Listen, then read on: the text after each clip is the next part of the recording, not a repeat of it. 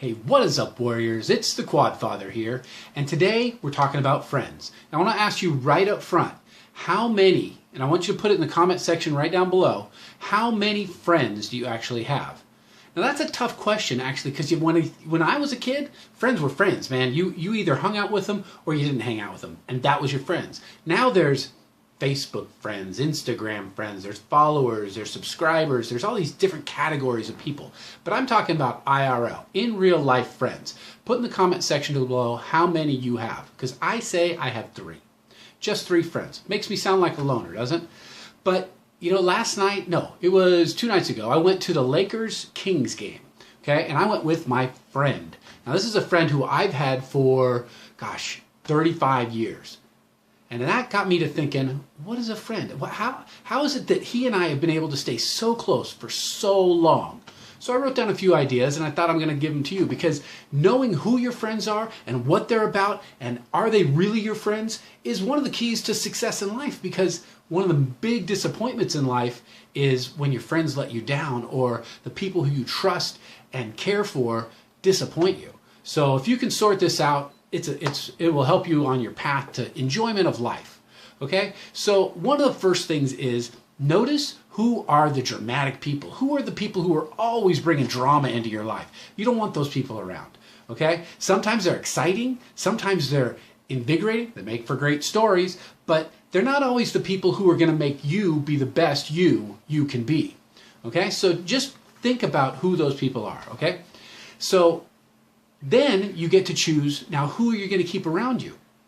Well, that's kind of it's a difficult question, right? Because we have friends for different reasons. At least I do, and I admit it. And this is going to make me sound shallow or not very not very warm and fuzzy.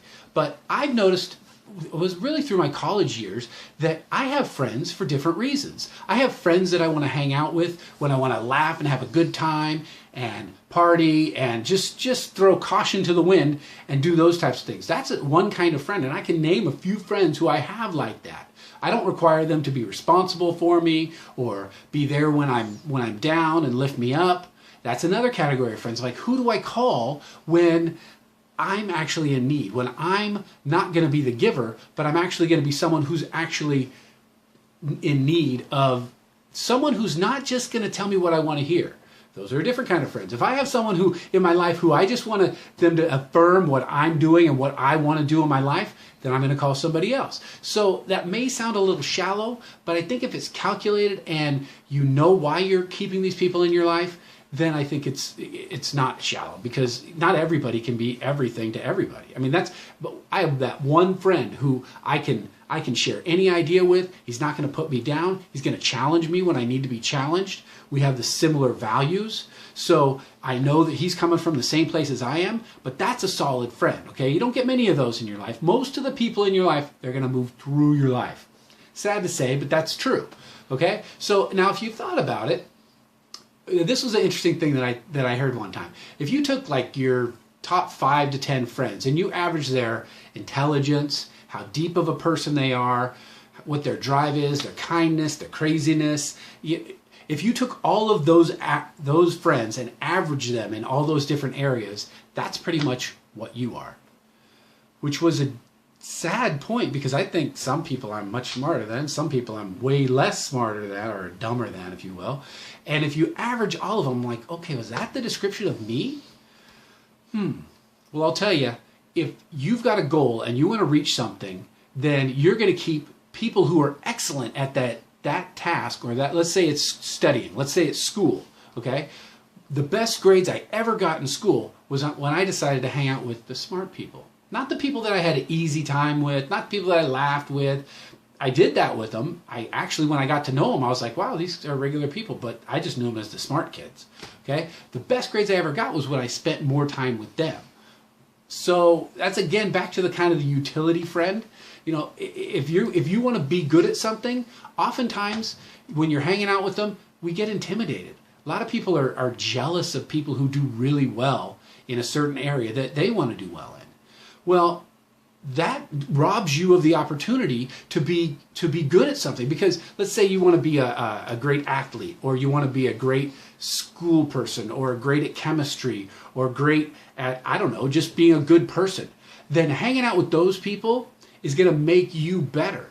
And if you're jealous of them, and if you tear them down and don't want them to be good at what they're good at, then you're missing the opportunity to be inspired by them. I have friends who are just type A and just go after things. And when I want to get things done, that's who I hang out with.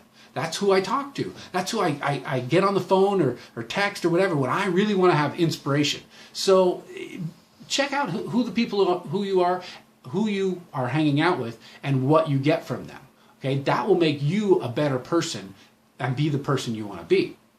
Okay, so I don't assume that I always know everything, and it's okay for me to not know everything. Heck, I'm still learning, and I'm almost 50 years old. If I think that I know everything, and nobody else can be better than me, or nobody else can be right when I'm wrong, then I lose the opportunity to learn. Unfortunately, it can be a little humbling, because you have to admit that you don't know stuff. You have to admit that you need help. You have to admit that maybe you're mistaken in your beliefs. But if you're okay with that, if you're solid in who you are, then you can go, yep, I'm wrong with that. Yep, I was way off base. Yep, I'm sorry, I made a mistake. I was wrong. That's a huge skill. And you know what? Those are the type of people I want to be around. The people who can admit what's going on with them, the people who apologize when they make a mistake, not try to blame it on everybody else and tell it's how it's not their responsibility. Because if I'm doing that, then I expect that out of the people in my life. Okay? So in summary, keep the people around you who inspire you to do your best. Check out why you're hanging out with someone.